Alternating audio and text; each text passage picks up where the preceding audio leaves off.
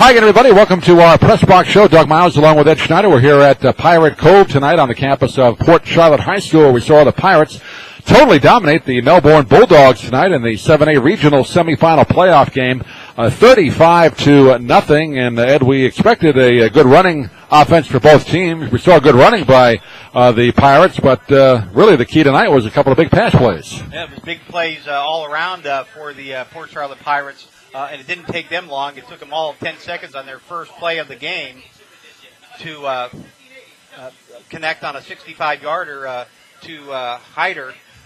First play, and beautiful pass play by McClary. And they were off and running. And we went for the two-point conversion. Early 8-0 lead for the Pirates. Yeah, it just took 10 seconds for that. And then later on in the second quarter, McClary with Paulson Hyder once again connecting on a 56-yard touchdown pass. That drive took all of 9 seconds, and that pretty much set the tone for the entire ball game. The Pirates completely shutting down the Bulldogs' running attack tonight. Bulldogs had a very good running attack coming into tonight's game, but they were unable to get anything going at all, particularly running up the middle. They were just completely stuffed. And the Bulldogs were held to a net of 37 yards in the first half. And 30 of that came on their opening drive of the game. After that, they only had one first down until the final drive against the second-team defense. So that's how dominant the Port Charlotte defense was in tonight's game.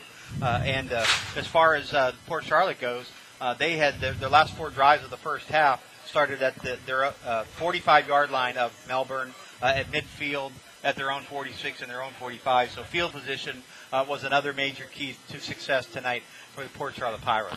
Trace McClary, quarterback for Port Charlotte, 3 touchdown passes tonight, and a running touchdown by Martin Luther. He ran it for 5-yard score. The third touchdown pass was McClary to Taylor Severson late in the game, a 21-yarder.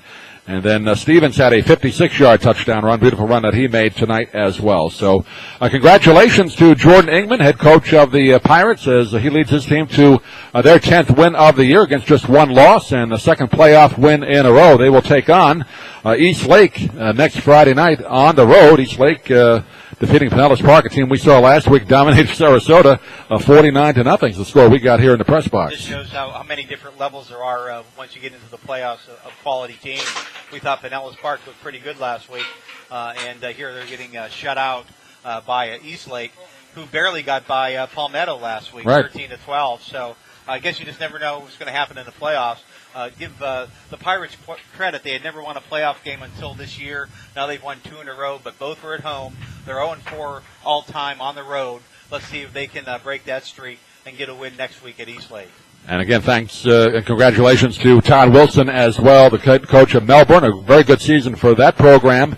They are 9-3 on the year. We're 4-0 in district play. And thanks to both programs for providing us with some statistics and help for our broadcast tonight. But Ed, we're not quite sure where we're going to be next week. We'll cover one of the local teams if any of them make it through. If not, we will do something next week. And just check us out here on YouTube or MaxPreps.com. Manatee was over in Port St. Lucie tonight, and Booker in Sarasota was playing in Wauchula against Hardy.